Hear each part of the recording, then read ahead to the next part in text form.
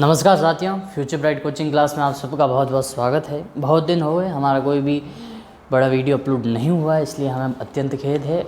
Almost 2 महीने हो चुके हैं हमारा कोई भी वीडियो अपलोड नहीं हुआ, इसके लिए हम क्षमा चाहते हैं।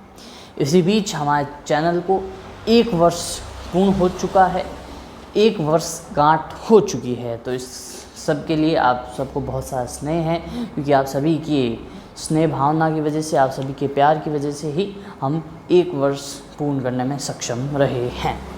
आज हम देखते हैं इंडिया एंड ग्लोबलाइजेशन, यानी भारत और वैश्वीकरण। जैसे नाम से पता चलता है, वैश्वीकरण यानी संपूर्ण विश्व एक मंच पर आ चुका है। आज के समय में पूरा विश्व एक ग्लोबल विलेज के रूप में हो चुका है। इसके बहुत सारे फ़ायदे भी हैं, नुकसान भी हैं। हम सभी आगे आने वाले चैप्टर में देखेंगे ग्लोबलाइजेशन किसकी वजह से संभव हुआ, क्या कारण है, कैसे हैं। जैसे अगर हम इसके फ़ायदे देखें तो ग्लोबलाइजेशन की वजह से आज पूरा दुनिया एक मंच पे आ चुकी है। आज अमेरिका में कोई भी घटना होती है, कुछ ही क्षणों के अंदर हमारे पास पहुंच जाती है। हमारे पास कोई भी घटना होती है तो कुछ ही क्षणों में अमेरिका या विश्व के दूसरे देशों तक पहुंच जाती है। पर सन 1990 से पहले ऐसा नहीं था। ये ग्लोबलाइजेशन इतने विख्यात रूप में नहीं फैली हुई थी। इसके बहुत सारे फ़ायदे भी हैं, नुकसान भी हैं। जैसे आज ग्लोबलाइजेशन की वजह से नुकसान देखे जाए तो हमारी संस्कृति बिगड़ रही है। जो वेस्टर्न कल्चर था, वो वेस्टर्न कल्चर हमारे ऊपर बहुत बुरा इम्पैक्ट कर रहा है।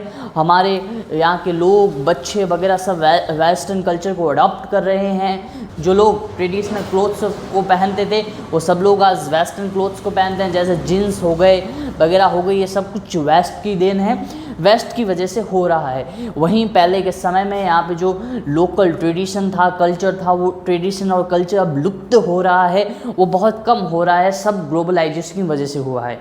ग्लोबलाइजेशन के सबसे मुख्य कारण क्या हैं? जैसे आज के समय में सोशल मीडिया है, इंटरनेट है, ये ग्लोबलाइजेशन का सबसे बड़ा कारण है। जब इंटरनेट नहीं हुआ करता था, ग्लोबलाइजेशन नहीं हुआ करता था, तो लोग एक दूसरे से जुड़े हुए नहीं थे, जिसकी वजह से हमारे कल्चर के ऊपर, ट्रेडिशन के ऊपर इतना इम्पैक्ट नहीं पड़ता था।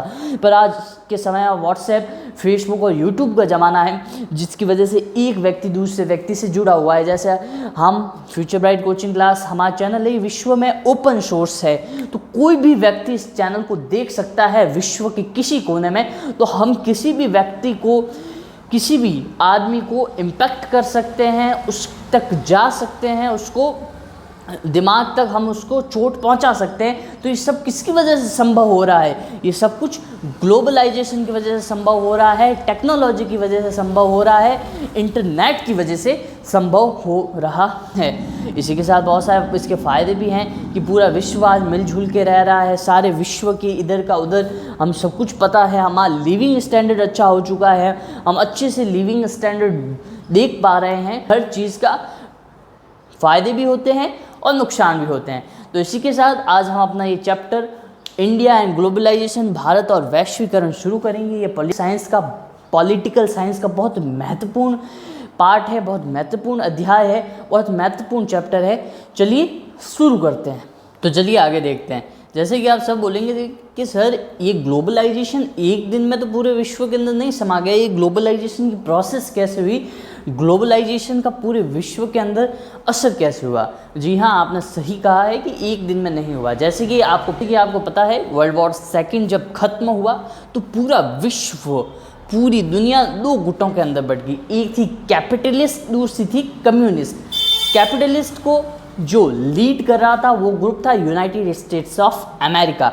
दूसरा ग्रुप था जो कम्युनिस्ट को लीड कर रहा था, जिसका नाम था सोवियत संघ। वर्ल्ड वॉर से पहले, सेकेंड वर्ल्ड वॉर से पहले पूरी दुनिया के अंदर यूके का वर्चस्व था, यूनाइटेड किंगडम का वर्चस्व था। परंतु अब कहानी कुछ अलग थी। अब विश्व में 2 महाशक्तियाँ ताल ठोक रहे थे। एक था अमेरिका और दूसरा था सोवियत संघ, जिसको आज अपन रशिया कहते हैं। कैपिटलिस्ट मतलब पैसे वाला ग्रुप, कम्युनिस्ट यानी जो सब लोगों को एक साथ लेके चलता है।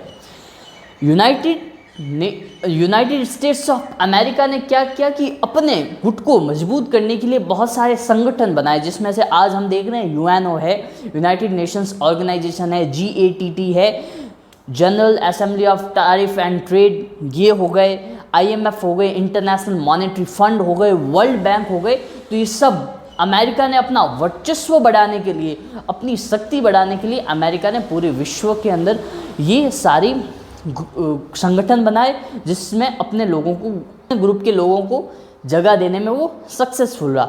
बाद में हम देखते हैं कि 1991 के अंदर, 1991 में जो ये सोवियत यूनियन था, ये अलग अलग टुकड़ों के अंदर बिखर गया था और अलग अलग हिस्से हो गए थे।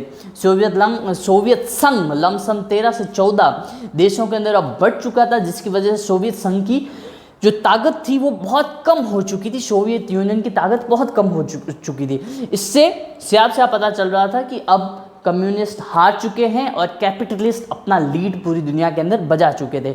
अब सोवियत संघ में जो उसका उत्तराधिकारी था वो सिर्फ एक ही बचा, रशिया, जिसको आज अपन रशिया या रूस कहते हैं, वो एक बच्चा, जिसकी वजह से क्या हुआ कि अमेरिका जीत गया और अमेरिका का गुट जो कैपिटलिस्ट था वो सक्सेसफुल रहा। आज आप देख रहे हैं जो ये कैपिटलिस्ट ग्रुप है वो पूरी दुनिया के अंदर फैला हुआ है। अमेरिका सक्सेसफुल रहा है ग्लोबलाइजेशन का असर दिखाने के लिए। आज जो ये गूगल, फेसबुक, माइक्रोसॉफ्ट, ये सब क्या है, ये कैपिटलिस्ट की ही निशानी है। फिर इंडिया के अंदर क्या हुआ, इंडिया 1992 के अंदर ऑलमोस्ट बैंक करप्ट हो चुका था, बर्बाद हो चुका था। इंडिया के पास अब इतने भी पैसे नहीं थे कि वो अपने 3 महीने का गुजारा कर सके। अब इंडिया के पास एक ही ऑप्शन था कि हम लिबरलाइजेशन करें, ग्लोबलाइजेशन करें और प्राइवेटाइजेशन करें। इसमें बहुत डर था, क्योंकि अगर ग्लोबलाइजेशन और प्राइवेटाइजेशन कर दिया तो कोई भी बाहर की कंपनी आके भारत के अंदर अपनी कंपनी स्थापित कर सकती थी। सरकार के हाथ में अब इतना कंट्रोल नहीं रहता, और हम तो पहले से ही भुगत भोगी थे, क्योंकि ईस्ट इंडिया कंपनी जैसी बड़ी कंपनी आगे हमारे पूरे देश के ऊपर जिसने राज कर लिया था, तो हमको डर भी लगता था कि हम ऐसा कदम उठा रहे हैं जिससे कि हमारा देश खतरे में पड़ जाए, तो ऐसा कदम हमें नहीं उठाना चाहिए। परंतु देश अब कंगाल की कगार पे था, कुछ ना कुछ तो अब करने की आवश्यकता थी। इसलिए उस समय के फाइनेंस मिनिस्टर, वित्त मंत्री डॉक्टर मनमोहन सिंह ने ये प्राइवेटाइजेशन, लिबरलाइजेशन और ग्लोबलाइजेशन के लिए कदम उठाया। उस समय प्रधानमंत्री PV नरसिम्हा राव थे। उन्होंने कहा कि अगर सफल हुआ तो नाम नरसिम्हा राव का आएगा, और अगर विफल हुआ तो नाम मनमोहन सिंह का आएगा, डॉक्टर मनमोहन सिंह का आएगा। तो मनमोहन सिंह ने ये खतरे वाला कदम उठाया और प्राइवेटाइजेशन कर दी, जिसकी वजह से जितनी भी कंपनियां थी वो अब प्राइवेट कंपनियां खोल सकती थी। पहले के समय में ऐसा नहीं था। जैसे पहले के समय में जो टाटा एयर्स थी उसको एक्वायर कर लिया था इंडियन गवर्नमेंट ने, और उसको एयर इंडिया बना दिया था। जो भी बड़ी कंपनी बन जाती थी उसको गवर्नमेंट एक्वायर कर लेती। जो भी बड़ी कंपनी बन गई, भले टाटा हो, कोई भी हो, उन सब कंपनियों को गवर्नमेंट एक्वायर कर लेती थी। तो अब कोई भी बड़ी कंपनी बनना ही नहीं चाहता था। पर ग्लोबलाइजेशन और जब liberalization, privatization doctor Manmohan Singh ने लागू किया, तो उसके बाद ही खेल बदल चुका था। अब हर कोई बड़ी कंपनी बनना चाहता था, खुद अपनी मेहनत करना चाहता था। वरना पहले के समय मेहनत क्यों करता, वो अपनी बड़ी कंपनी बनाता, मेहनत करता, उस कंपनी को एक्वायर तो आखिरकार गवर्नमेंट कर लेती, तो उस व्यक्ति को मिलता क्या। अगर आज ये प्राइवेटाइजेशन, लिबरलाइजेशन नहीं हुआ होता हमारे देश के अंदर, तो आज आपको इतनी बड़ी बड़ी कंपनियां, पेटीएम, बायजूस, जोमेटो जैसी बड़ी कंपनियां नहीं मिलती।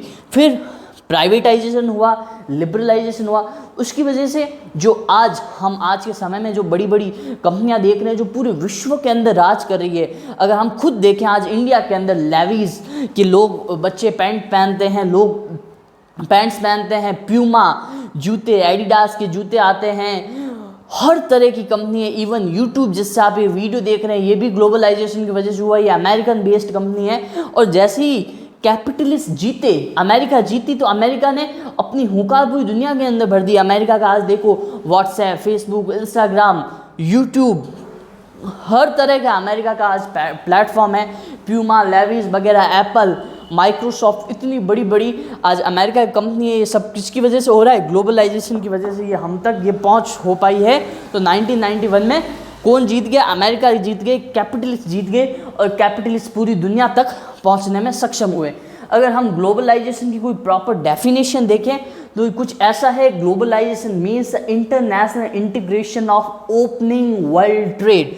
वर्ल्ड ट्रेड का मतलब तो आपको पता ही है, आयात निर्यात, यानी पूरे विश्व के अंदर जो वर्ल्ड ट्रेड है, आयात निर्यात है, वो ओपन कर दो। कोई भी देश किसी के साथ कभी भी वर्ल्ड ट्रेड कर सकता है, ये इसका सबसे बड़ा पॉइंट है। वर्ल्ड ट्रेड होता है तभी आज आप वो ओप्पो वीवो के सब मोबाइल देख रहे हैं। चाइना बेस्ड कंपनी है रियलमी, ओप्पो, वीवो, और बेच किसको रहे हैं? हमको रहे हैं। परंतु पहले 1991 से पहले पूरे हिंदुस्तान के अंदर ऐसा नहीं था, ओनली भारत के लोग ही काम कर सकते थे। कोई भी बाहर की कंपनी अपने देश के अंदर कोई भी कंपनी में शेयर एक्वायर नहीं कर सकती थी। आज आप देख रहे हैं हमारे देश के अंदर बहुत बड़ी बड़ी अंकल चैम्स हो गए, पिज़्ज़ा हट हो गए, ये सब कुछ डोमिनोज हो गए, ये सब कुछ हमारे देश के अंदर आप ऑपरेट करिए। किसकी वजह से? ग्लोबलाइजेशन की वजह से। पहले कोको कोला इंडिया के अंदर नहीं था, आज कोको कोला इंडिया के अंदर है। क्यों? ग्लोबलाइजेशन की वजह से। पहले क्या था?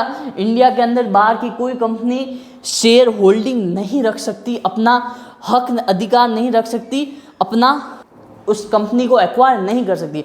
परंतु आज के समय में ये सब कुछ हो रहा है किसकी वजह से? ग्लोबलाइजेशन की वजह से। पहले प्राइवेटाइजेशन भी नहीं थी, यानी प्राइवेट कंपनियां होती ही नहीं थी। ये इंडियन ऑयल वगैरह, भारत पेट्रोलियम, HPCL, ये इंडियन कोल वगैरह सब गवर्नमेंट ने एक्वायर कर लिया था, क्योंकि प्राइवेट कंपनी रह ही नहीं सकती थी। फिर आगे इस डेफिनेशन को देखते हैं। ये डेफिनेशन है ग्लोबलाइजेशन की।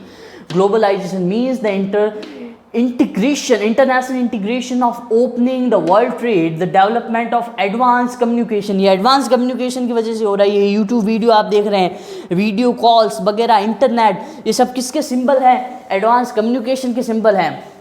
इंटरनेशनलाइजेशन, वैश्विक अंतर्राष्ट्रीयकरण, internationalisation of the financial market, जो फाइनेंशियल मार्केट है उसका इंटरनेशनलाइजेशन।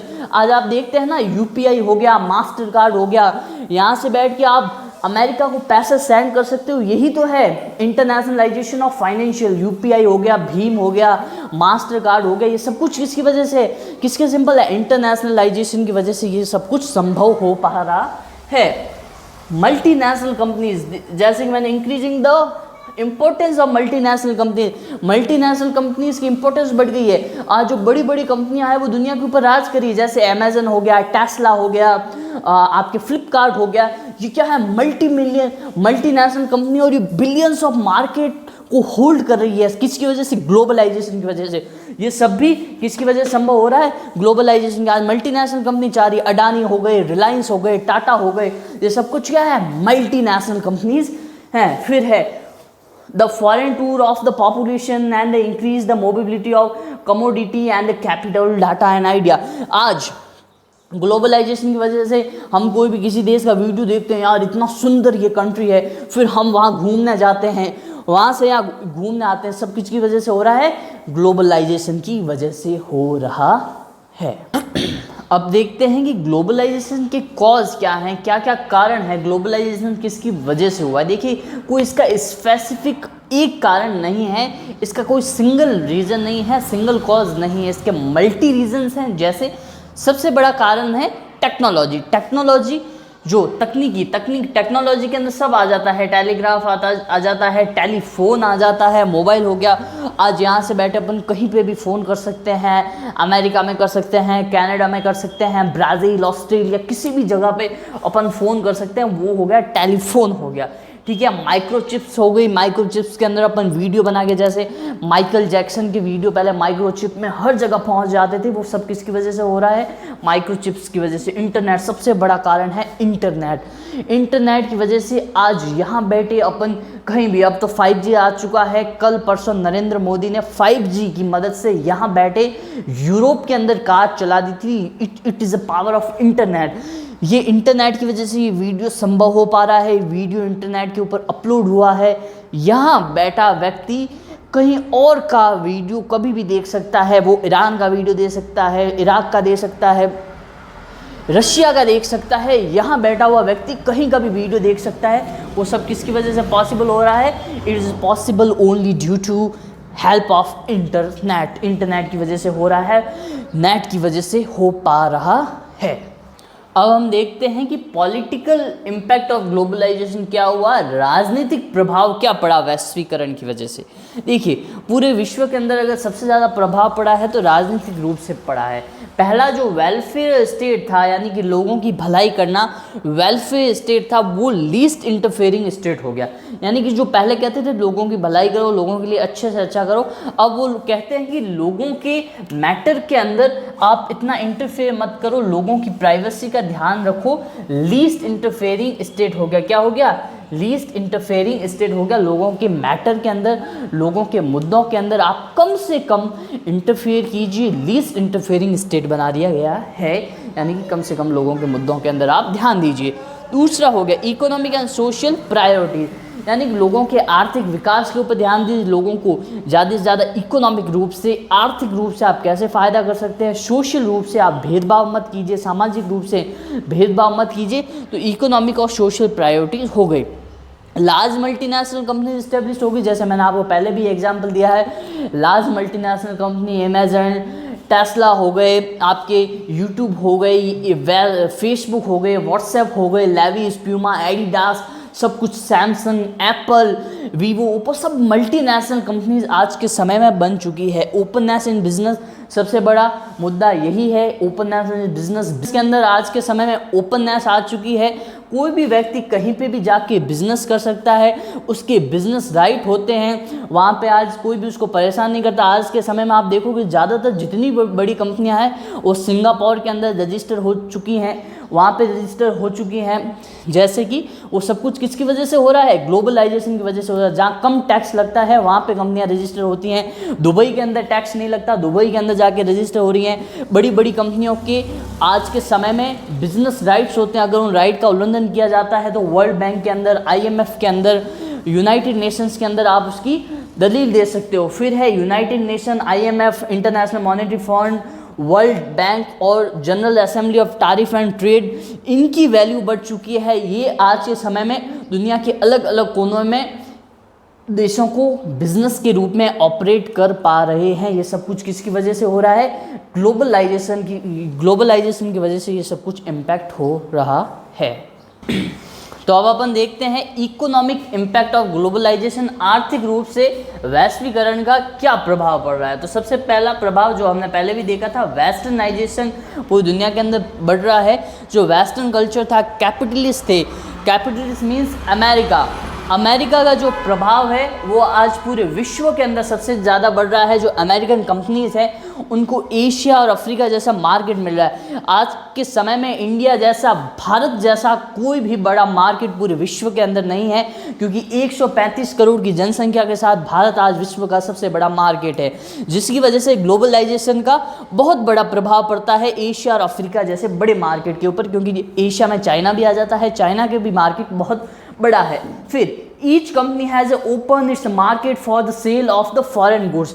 हर कंपनी के पास ये अधिकार होता है कि वो अपना सामान, अपना गुड्स, प्रोडक्ट्स वो पूरे विश्व के अंदर कहीं भी सेल कर सकते हैं। भारत की कंपनी है, अडानी है, रिलायंस है, वो अपना प्रोडक्ट कहीं पे भी सेल कर सकते हैं। टाटा है, आज टाटा दुनिया की 103 देशों के अंदर है, तो पूरे Tata tea, Tata tech D, ये सारी कंपनियां किसकी है, टाटा टिस्कॉन, टाइटन, तनिष्क, ये सब कुछ किसकी वजह से, ग्लोबलाइजेशन की वजह से हो रहा है। फिर आप बाहर की कंपनी देखते हो, प्यूमा, एडिडास, लेविस, ये सब कुछ हमारे यहाँ पे भी सेल कर रही है। सब कुछ किसकी वजह से हो रहा है, ग्लोबलाइजेशन की वजह से हो रहा है। फिर इंडिया, चाइना, ब्राज़ील जैसी जो बड़ी आज इमर्जिंग इकोनॉमीज बन रही है, डेवलपिंग कंट्रीज बन रही है, उनकी इकोनॉमी किसकी वजह से ग्रोथ हो रही है, वो सब कुछ ग्लोबलाइजेशन की वजह से ग्रोथ हो रहा है। पिछले 20 वर्षों में इंडिया, चाइना, ब्राज़ील जैसे देश बहुत डेवलप हो रहे हैं, ग्लोबलाइजेशन की वजह से डेवलप हो रहे हैं। पहला ये सब कुछ नहीं होता था, ये सब कुछ किसकी वजह से हो रहा है, ग्लोबलाइजेशन की वजह से हो रहा है। तो ये है क्या, इकोनॉमिक इम्पैक्ट ऑफ ग्लोबलाइजेशन। चलिए साथियों, अब अपन नज़र डालते हैं कि ग्लोबलाइजेशन के कल्चरल इम्पैक्ट क्या हुए। मेरा मानना है कि ग्लोबलाइजेशन का सबसे बड़ा कल्चर के ऊपर ही इम्पैक्ट हुआ था। जो अपना इंडियन कल्चर था, हर जगह का native culture, not only Indian, जो इंडियन कल्चर था, ट्रेडिशन था, वो आज लुप्त हो रहा है। लोग वेस्टर्नाइजेशन की ओर ज़्यादा जा रहे हैं। आप देख सकते हैं वेस्टर्न डांस, वेस्टर्न क्लोथ्स, सब कुछ वेस्टर्नाइजेशन की ओर जा रहा है। परंतु पहले के समय में आप देखते थे कि अपने इंडियन कल्चर थे, लोग साड़ियाँ पहनते थे, अपने इंडियन कपड़ा पहनते थे। आज के समय में सब जीन्स, टी शर्ट, ये सब कुछ किसकी ओर जा रहे हैं, वेस्टर्नाइजेशन की ओर। आजकल कपल डांस वगैरह ये सब कुछ किसकी ओर है, वेस्टर्नाइजेशन।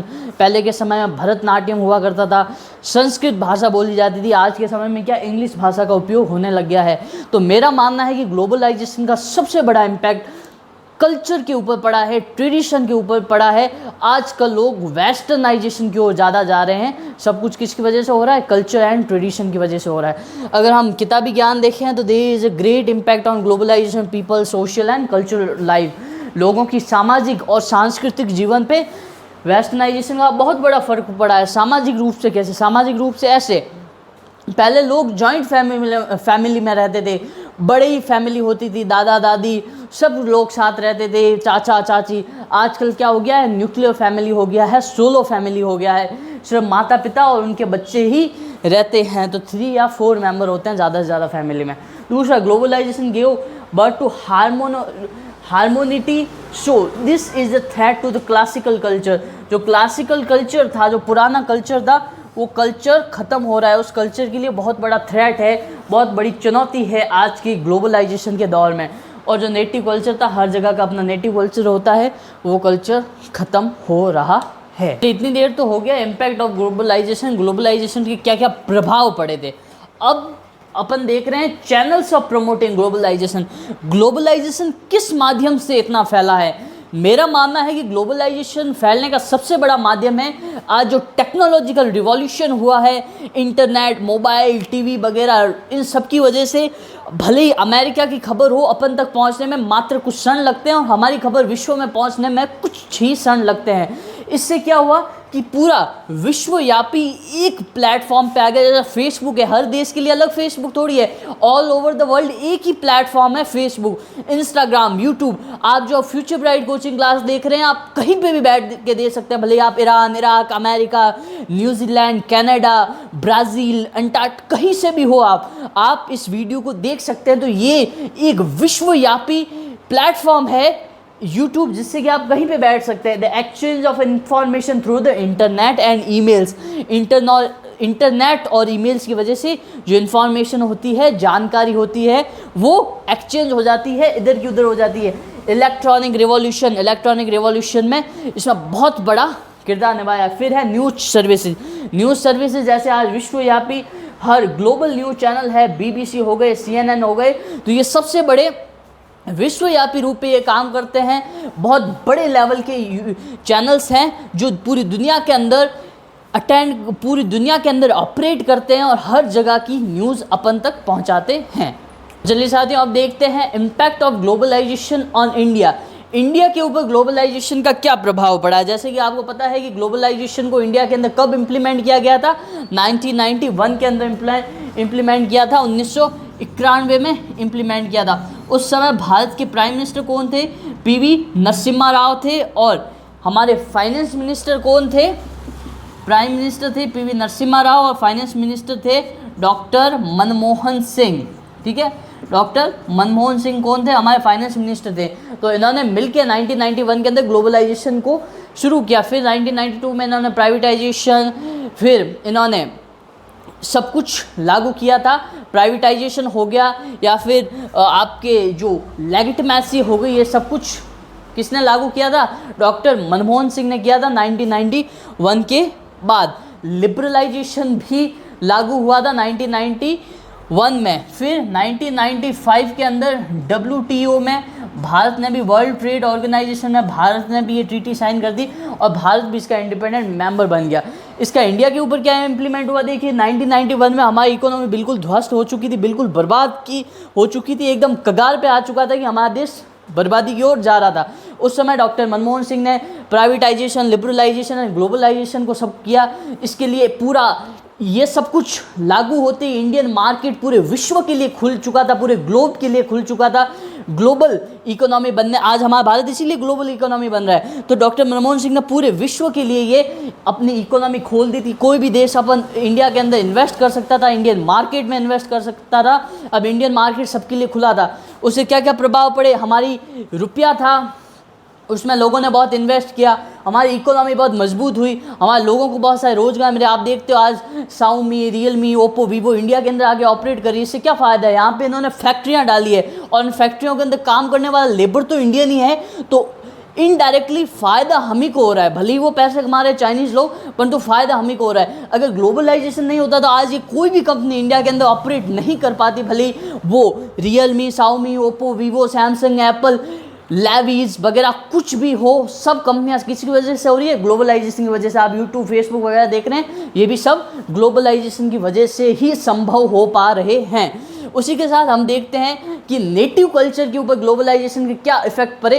तो अगर हम देखें तो नेटिव कल्चर के ऊपर ग्लोबलाइजेशन का बहुत बुरा प्रभाव पड़ा है, क्योंकि हर देश का अपना स्पेसिफिक साइन था, स्पेसिफिक कल्चर था। आज के समय में ये सारा कल्चर मिक्स हो चुका है, कोई पता नहीं चलता ये वेस्टर्न कल्चर है, इंडियन कल्चर है, कुछ पता नहीं चलता, सारा कल्चर मिक्स हो चुका है। मैं आपको एक बात बताऊं कि आने वाले 50-60 साल में आप पहचान नहीं पाओगी कि ये कौन सी रेस है, ये अमेरिकन रेस है, चाइनीज़ रेस है, इंडियन रेस है, क्योंकि काले गोरे ये भेदभाव ही खत्म हो जाएगा, सब कुछ खत्म हो जाएगा, क्योंकि जेनेटिक्स धीरे धीरे करके ये जेनेटिक्स मिल रहा है और आप डीएनए को भी पहचाने में सफल नहीं रह पाओगे क्योंकि इंडियन अमेरिका में जाके बस रहे हैं, वहाँ पे मैरिज कर रहे हैं, फिर आगे न्यू बॉर्न चाइल्ड होते हैं, तो पूरा जेनेटिक्स रेस ही बदल जाएगा, आपको पता ही नहीं चलेगा कि कौन सा कहाँ था। तो इससे अपन ये कह सकते हैं नेटिव कल्चर को बहुत डेंजर हुआ है। हर किसी का स्पेसिफिक कल्चर होता है, जैसे इंडिया का कल्चर था, हम राजस्थान का कल्चर देखते हैं, धोती कुर्ता सब कुछ था, पर आज हम वेस्टर्नाइजेशन की ओर जा रहे हैं, हम भी जीन्स टी शर्ट इन सब की ओर जा रहे हैं। हम पहले जो लकड़ी के जूते पहनते थे, आज हम लेदर के हर तरह के जूते पहनते हैं। तो इस तरह से देखा जाए तो नेटिव कल्चर के ऊपर ग्लोबलाइजेशन का बहुत बुरा प्रभाव पड़ा है।